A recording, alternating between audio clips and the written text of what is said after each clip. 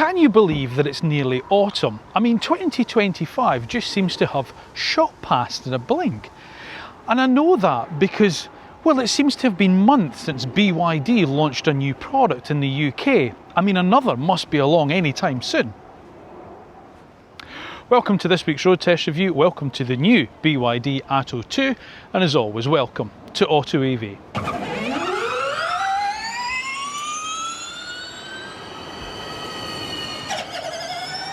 Yes, as sure as night follows day, we have yet another BYD product here in the UK to firmly challenge the established players.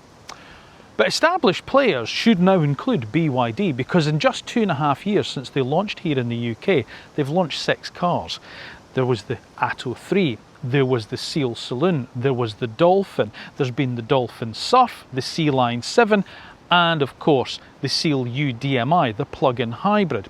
So now we have another one, the Atto 2, which is an all-electric B-segment SUV. And they've not been without success since they launched here in the UK. Their market share is bigger than Citroen's in the UK.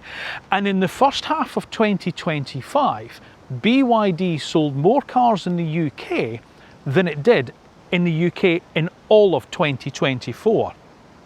They're making quite an impact, and this is another one that's going to really take on the real important sector, that small B segment, all-electric crossover segment. But is it any good? And should we consider it instead of things such as the Škodas, the Citroens, the Fiats and the Peugeots of the world? Well, time to find out. But before we do the usual stuff. Hit the subscribe button if you're not already a subscriber to AutoEV. Make sure your notifications are turned on so you get the next upload brought straight into your inbox. And if you like the video, make sure you give it a like. And of course, as always, don't forget, leave me your thoughts in the comment section down below. Right, let's see what we make of this one. But as always, before we start, let's take a look at the main points of BYD's new Atto 2. So the Atto 2 slots into BYD's ever-expanding range below the Atto 3 as a B-segment compact electric family crossover sitting on the company's EV-dedicated E-Platform 3.0. It will come with a choice of 2 batteries initially, either a 51 kilowatt-hour one in the Boost model for a WLTP range of up to 214 miles, or a larger 64.8 one in the Comfort model for a range of up to 261 miles. Both models come with a single motor producing either 174 horsepower in the Boost model or 201 horsepower in the Comfort model. It's the first compact BYD to feature cell-to-body technology for better packaging and increased torsional rigidity. And prices start at just over £31,000 for the Boost and just under £35,000 for the Comfort model here in the UK. Now that price puts it in direct competition with some very talented opposition, cars such as the Kia EV3 and the Škoda's Elroq, 2 of our favourites in this small family compact crossover market. So does the Atto 2 have what it takes to dislodge them at the top of our list? Well, the only way we're going to find that out is of course by putting it through the road test that actual car buyers trust when it comes to choosing their next electric vehicle. It's the AutoEV one, it really is.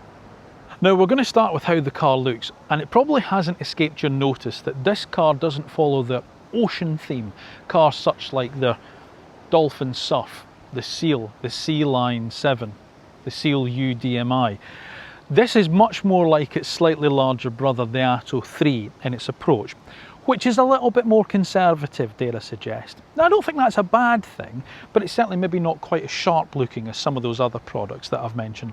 But it's not a bad looking car, it's just a bit more safe and sensible, isn't it? So let's start at the front. What have we got? Well, of course we've got the LED headlights, this thin sort of like headlight area here, and then these thin sort of like LED DRLs that run across. Now they're styled slightly like the Atto 3s, which has got that sort of dragon eye sort of like look at the front of it, except they've been lowered down into sort of like below the actual main lenses here. And then of course you've got this black sort of like strip across the centre here with your BYD badge inset into it in chrome. Looks really quite nice, really quite stylish, the fact that it's sort of like embossed into it.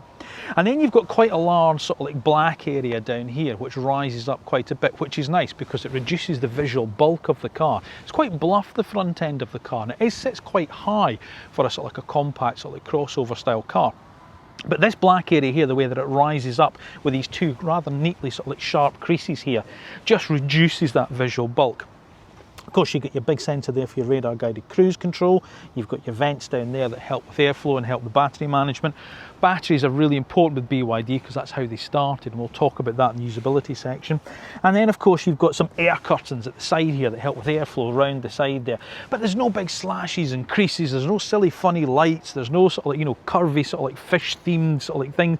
It's a bit more interesting than, dare I suggest, the rather plain Jane looking Dolphin, the C-sector hatchback, but it may be not quite as sharp and nice looking as something like the Seal Saloon. But it's not a bad looking little car, it's just a little bit safe and sensible. Now BYD are at pains to point out this is their entrance to the B segment SUV market. It's 4.3 metres long, which is exactly the same length as a Kia EV3, slightly shorter than a Škoda Elroq, and also the MGS5 EV as well. So it's sort of more B segment than sort of C segment, because that's the Atto 3 in that sense. But it's to say it's exactly the same length as you'll get from a Kia EV3. 17-inch alloy wheels are standard across the range. So there's two models. There's either the Boost, which this car is, or the Comfort. Now the Comfort's coming later in 2025, December 2025.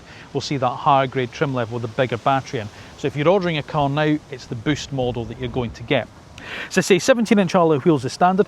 Again, it's a little bit sensible on the side view. However, are you noticing a little bit of smart #1 there? There's more of that when you go around the back, you can really see it. But that's got that little element of the smart there, which is also another car that obviously could potentially be looking at as a competitor for this car. Of course, you get your plastic wheel arch extensions here, but it's quite nice, a bit like the Dolphin Surf. They've got these little cutouts here, but rather than the body colour in there, they've got infills of body colour there. And it's the same down in the sill section as well, where you've got this little bit of body colour there just to break up the black. And I really like that. Just gives a little bit of interest to the side. There's a really nice strong sort of like crease line that runs through the more conventional sort of like door handles that you get on the car. But then there's this other one that just curves up over the back hips just to give a little bit of curvature on that back wheel arch. Satin finish roof rails, they're standard. There's a panoramic glass sunroof, that's standard on the car as well. And of course you get your gloss black sort of like pillars around the side to give it that floating roof sort of style about it. As I say, nothing exciting, but nothing wrong with it at all. This is quite a handsome looking little car, I quite like it. You see that smart #1 reference there, can't you? That sort of like almost that drooping sort of like, you know, roof line that drops down there, and then this rear light bar. It's very smart #1. But again, it's nice. It doesn't look silly with the rest of the car. It all works. It's quite a homogeneous design. Of course, there's no silly build your dreams legend across the back like there used to be in Atto 3, which is gone now. You don't get that across the back of the Atto 3. It just says BYD. I think the Europeans really let them know that it's not really what we're into across in Europe, so it's just got the BYD across it. What you do have is this lovely rear light graphic of the Chinese knot light signature in it. I really like that. That looks really cool on it. A nice chiseled roof spoiler, so again you get the centre slightly dropped centre section of it to help airflow, and you've got this nicely integrated high level brake light that's in the spoiler rather than the screen. That shows good quality, I think. Rear wiper. You get a rear camera, which is tucked underneath here, and of course obviously you get the hatch comes all the way down to bumper level, and of course you've got just the release for it there.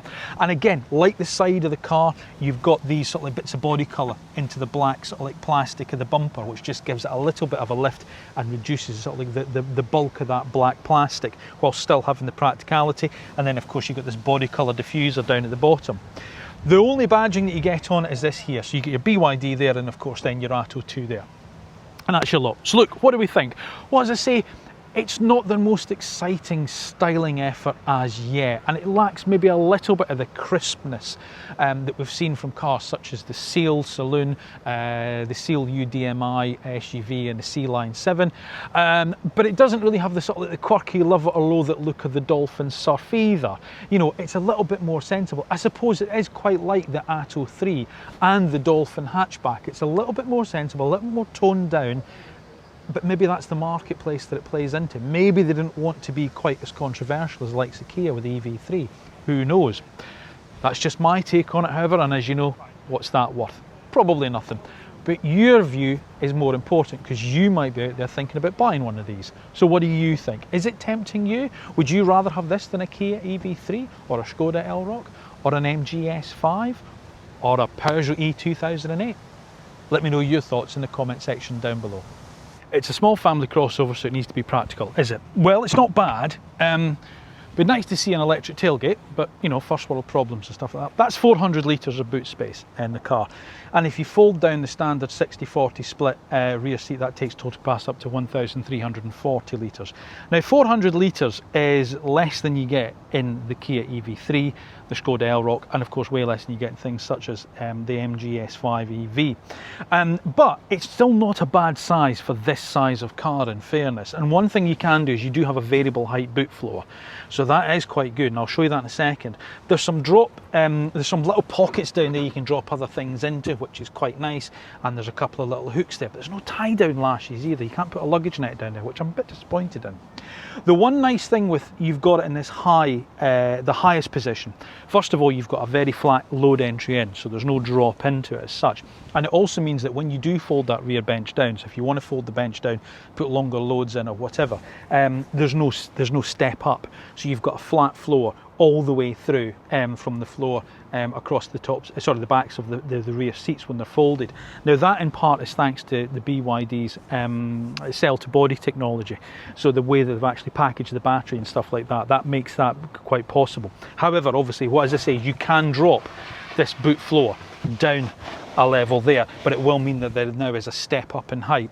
The other downside is, whilst there is some storage underneath the boot floor, even when it's in its lowest setting for things such as cable bags and all the rest of it, there's no front storage in the car. There's no frunk, fruit, whatever you want to call it in the car, which is a bit disappointing given that it sits on a dedicated EV platform, and given sort of like how keen BYD are to point out the advantages of the packaging with this type of battery system. So it's a little bit disappointing that there isn't some front storage to help with the rear storage, but on the whole, it's not bad.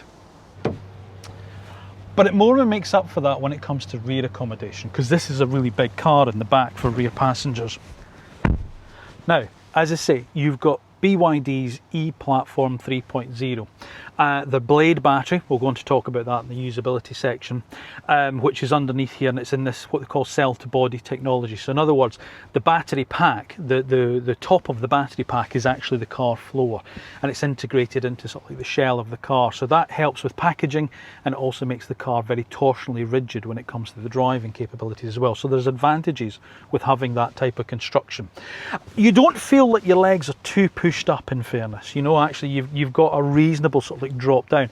I appreciate I'm not a tall man, I'm only 5'8", but it doesn't feel like my legs are being pushed up. Maybe if you were closer to the 6 foot mark, then maybe you might find it being a little bit more pushed up, but I don't think you would be too bad, in fairness. There's certainly enough space around you, that's the one thing. And there's a completely flat floor across. So again, if you're looking at it for a young family or a small family, you're taking kids to school, you'll get 3 kids across the back here quite easily. The only downside again is this sort of like centre seat. You sort of feel that the backrest is pushed forward. I'd really like to see manufacturers do what Fiat did all those years ago with the Tipo and sort of like make proper 3 seats across the back of a car. Come on, there's a challenge for you. Anyway, good space, good storage as well, for the kids. You've got pockets in the backs of the seats for things like iPads, and then you've got these secondary pockets up there for like phones or losing AirPod cases in, because my daughter's always losing her AirPods. You can drop them in there. There's 2 USB-C ports in the back for charging. There's a central vent in the centre there to help with ventilation into the back for the kids. Obviously you've got a dog or something in the back seat.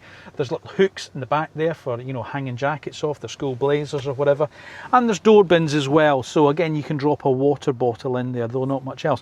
But there's no centre armrest for extra storage and for water bottles, and that again is something that I'd like to see the manufacturers really do, because they say my daughter just carries her water bottle with her absolutely everywhere. Headroom's good. That's one thing about it. So as I say, the more kind of boxier shape of the car lends itself well to having good headroom, even with this standard fit glass panoramic sunroof. That doesn't eat into headroom too much. And again, even for taller rear passengers, I think they'd be absolutely fine with this. It's a little bit dark, and that's the only thing, because you've got obviously the dark leather in this car, and of course dark headlining. So it does feel like it is quite dark in here, but you don't feel too claustrophobic because there is so much space.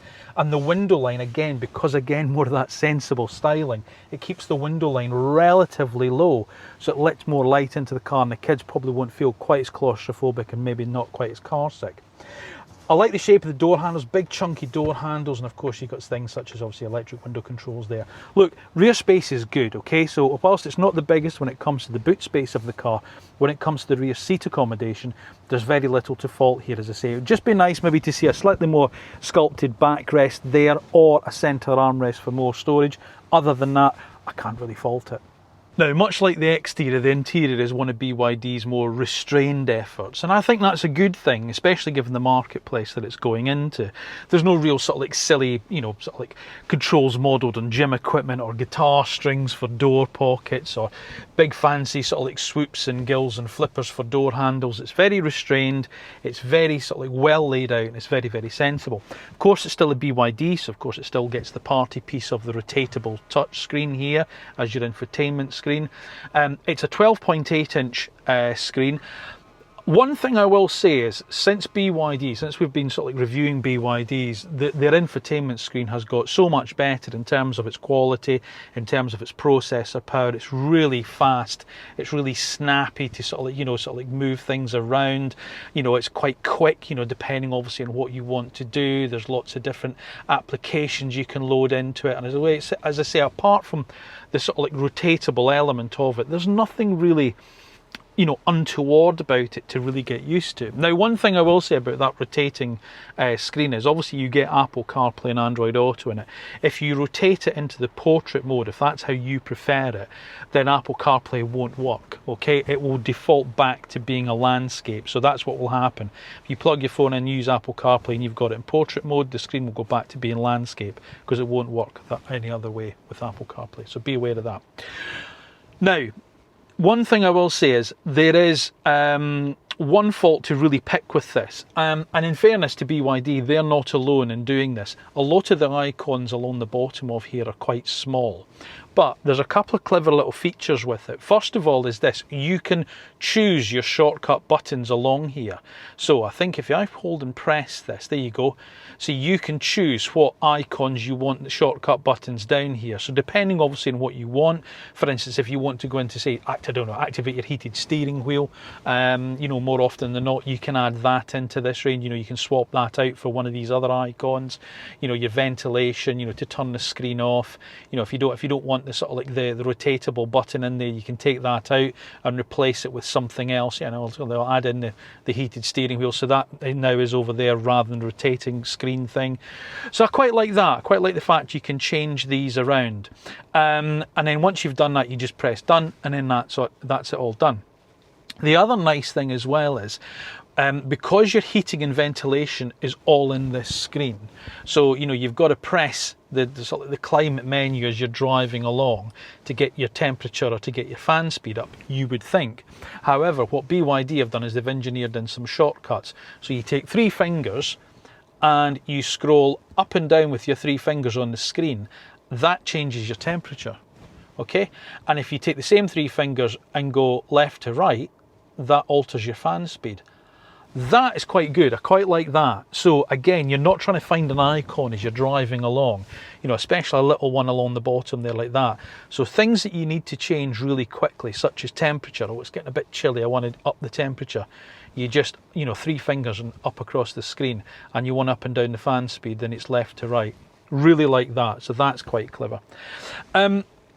As I say, there's plenty of sort of like inbuilt apps in here as well. Obviously, you see you've got your Apple CarPlay, you've got Spotify, you've got navigation.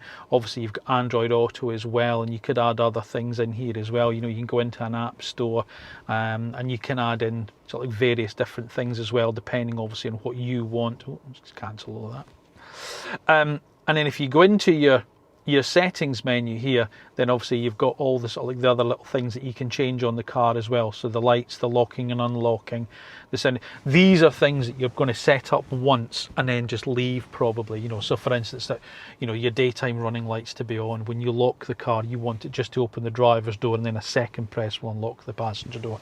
That's all. You can set all that up in here.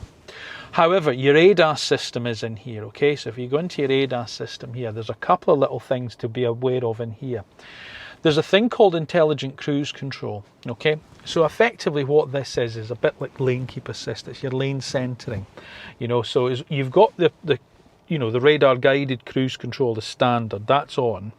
But if you don't want it to do that lane sort of like centering thing, you're not able to do it on the move. Okay, you can't go in, you've got to do it when the car's stationary and it's turning off this intelligent cruise control. The nice thing, however, is once you've turned it off, that is it off. Okay, you would have to go back into this and turn it on, so it doesn't default on with every journey. Again, quite like that. But going into things such as your safety assistance system, so again, emergency lane keep assist, turn that off. You know, blind spot detection, you know, if you do want to turn that off, I don't know why you'd want that off, you know, and your speed limit warning. That's the only thing for me, that's quite deep into that menu. You've got to go quite far into that before you could do that. I get it, you know, it's all to do with safety and they obviously want to promote safety and things, but it'd be nice to have. I suppose you could add a shortcut in the bottom here, that's one nice thing.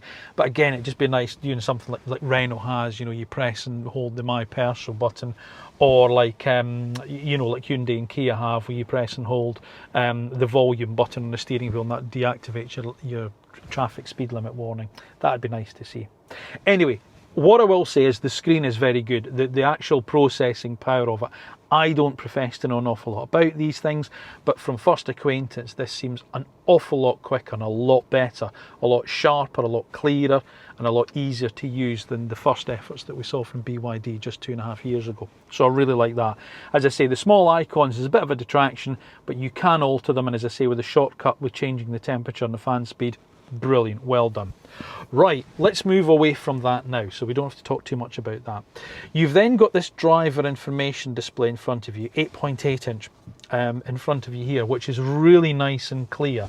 Now it is embedded into the dash, so it will depend obviously on where you have your steering wheel as to how clearly you can see it, but you do have a reach and rake adjustable steering wheel, which is nice.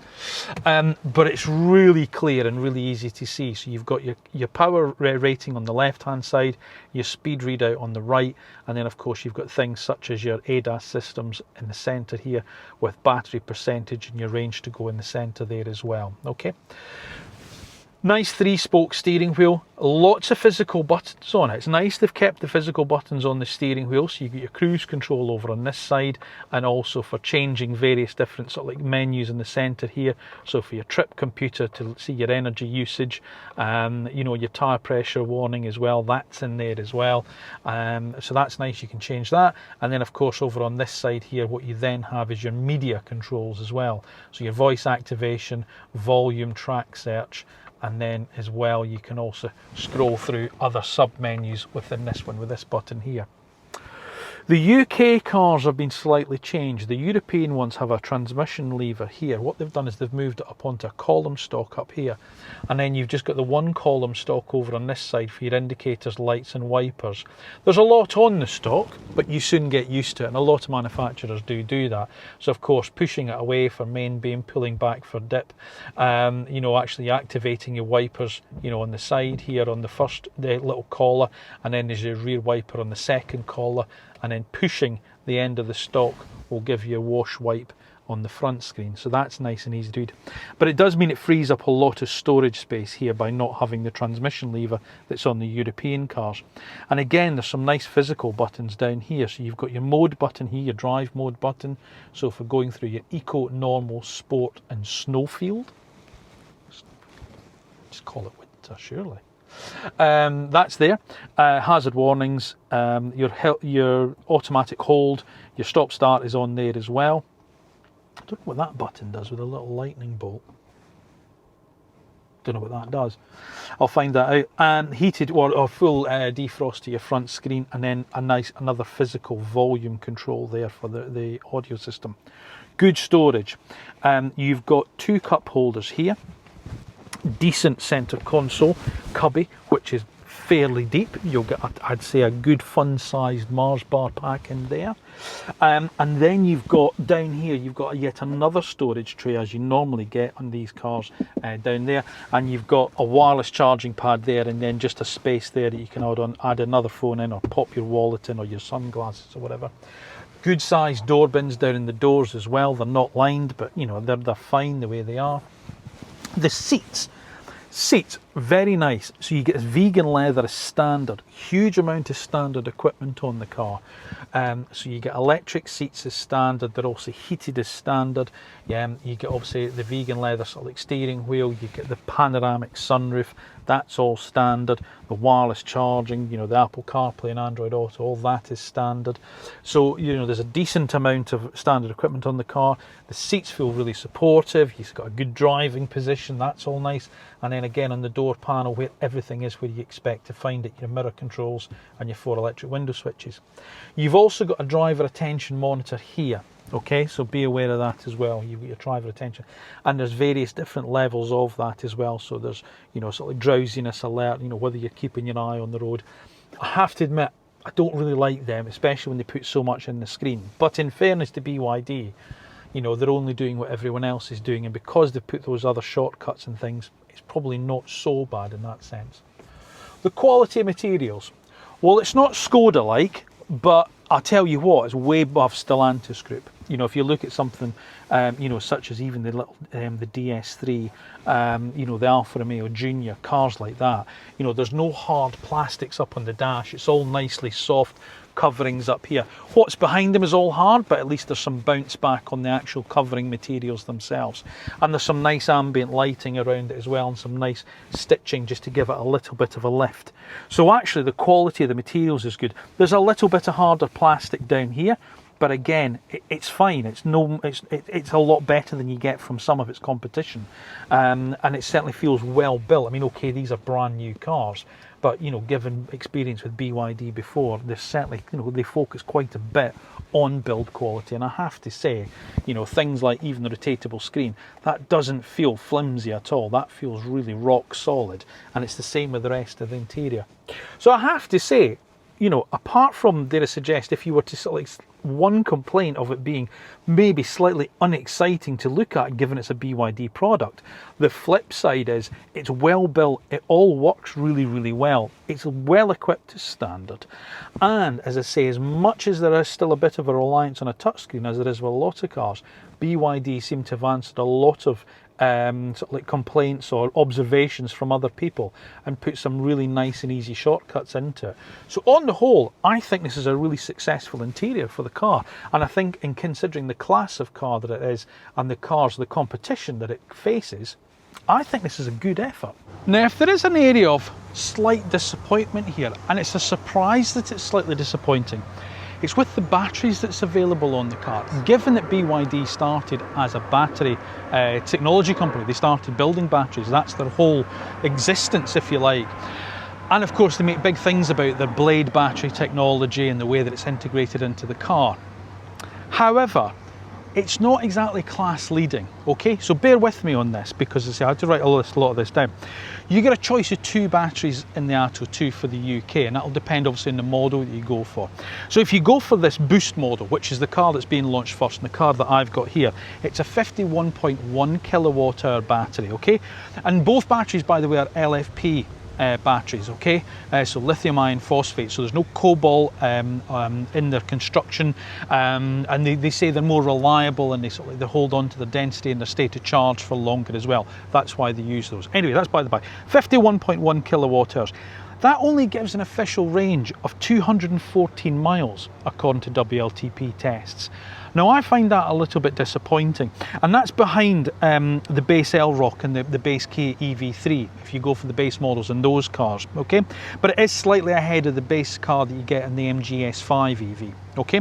Right, if you want or you need more, then you're going to have to wait for the Comfort model, which comes onto the UK in December 2025, and that gets a bigger battery, okay? So that increases the range to 261 miles, so it gets a slightly bigger battery in the Comfort model, but that's still way short of what you get from the Kia EV3 Air and the top of the range MG S5 EV, which can hit almost 300 miles in official tests. So as I say, both LFP batteries, very safe in their construction. They both got cell-to-body technology. Charging speeds, again, a bit disappointed, because when BYD told us in the conference this morning, we can charge to 80% in just 25 minutes. You can, but only if you go for the bigger battery. if you go for this Boost model, you only get 82 kilowatts DC charging speed, which again I think is quite disappointing. And that means you need 38 minutes to go from a 10 to 80% charge in this car. Okay, if you do move up to that comfort model with a bigger battery, then that increases the charging speed to 155 kilowatts, which is much better, okay? And that does drop that 10 to 80% benchmark down to 25 minutes. So that is the better one in that fairness. An onboard 11 kilowatt charger is standard, but obviously if you don't have three-phase electricity at home, you're more looking like a 7 kilowatt wall box like I've got. You're probably looking at just over 7 hours for the smaller of the two batteries, and probably just under 9 hours for the larger of the two. They haven't given us official figures for that 7 kilowatt charging, so that's why I'm sort of taking a bit of a punt on that. So that's the times you'd be looking at. What, however, you do get is vehicle to load as standard on both cars, and both cars also come with a heat pump, which makes them quite efficient, especially during the winter months. And that's something you don't get in the EV3 until you get to the top trim level, and even then it's an option. Right, let's get the car out on the road. How does it perform? Bit of a mixed bag for me, I'm afraid. Now, let me just talk about numbers, so we'll get those out of the way first. Two models available, as I said before, so you either get the Boost, which this car is, which is 174 horsepower, or you get the Comfort, which is 201 horsepower. Both exactly the same in terms of the 0 to 60 time, 7.9 seconds. So it's about right for a family car. The reason they're the same, although the different powers, is obviously you get a slightly bigger battery in the Comfort, so therefore it weighs a bit more, so that's the reason why. The speed's not really the issue, it's quick enough, that's fine. But I do have a bit of an issue with the car. In fact, I've got quite a few issues with the car. Now, I want to be very clear about this. This is not a bad car, okay? This is a very good car.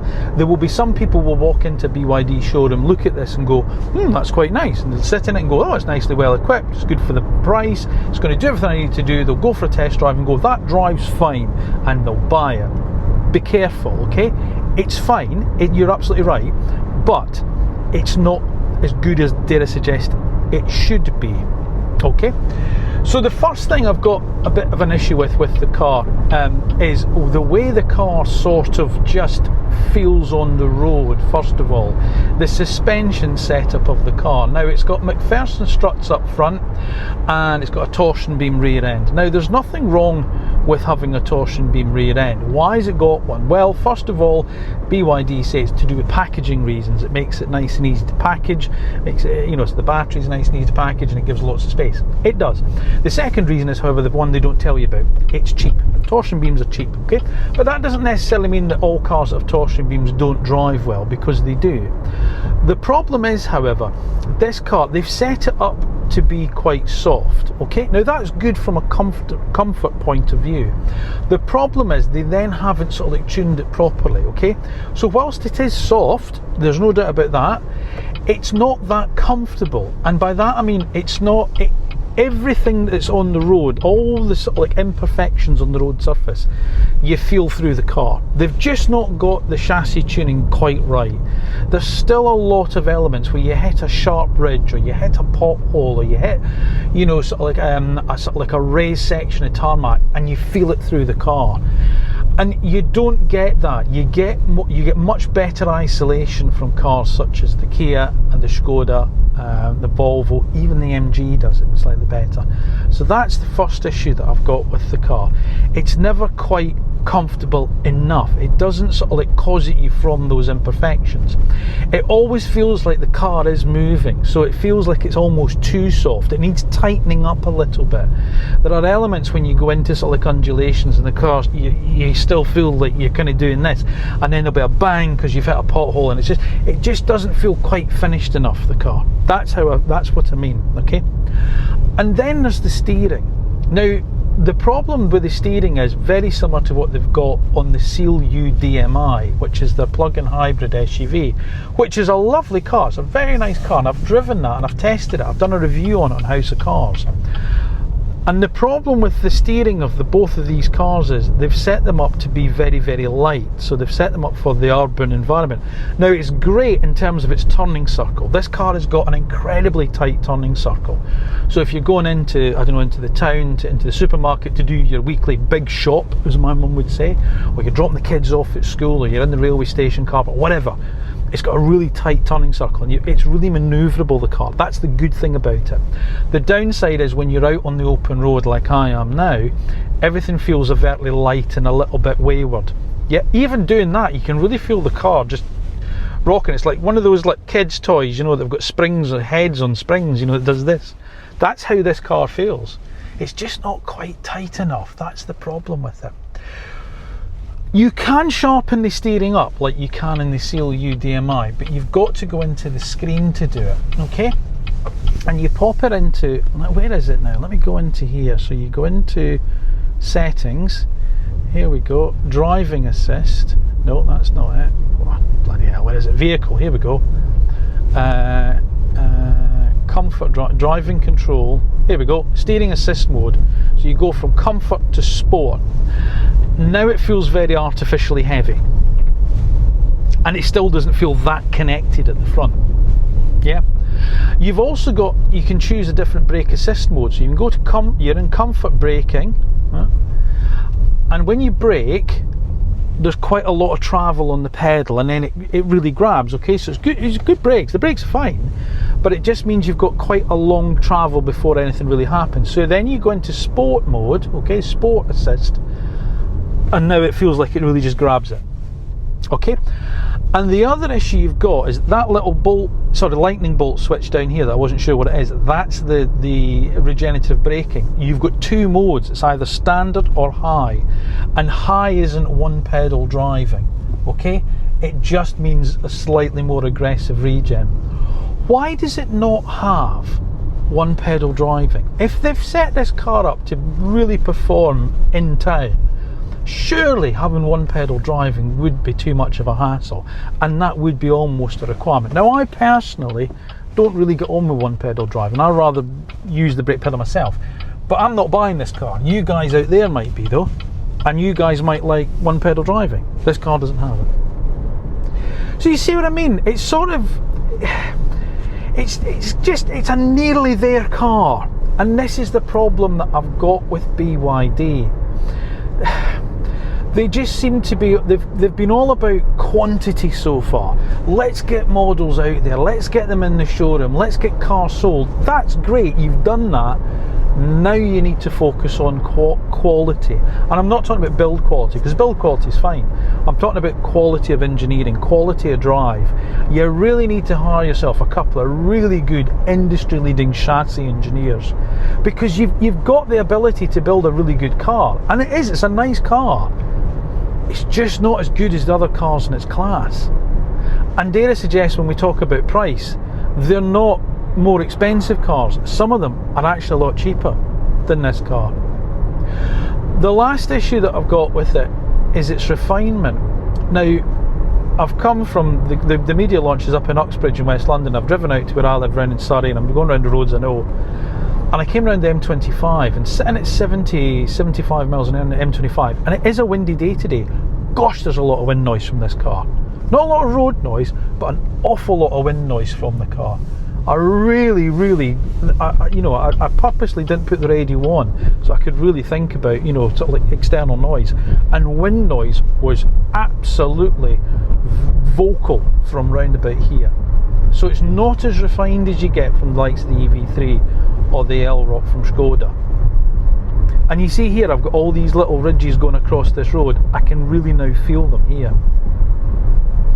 It's such a shame, and it's constant with BYD. The Seal Saloon is a fantastic car. It's properly class competitive. It's the best product to date, and every other car they've brought out has always been good, and dare I suggest, you know, a worthy consideration in the class, but it's been far from being class best.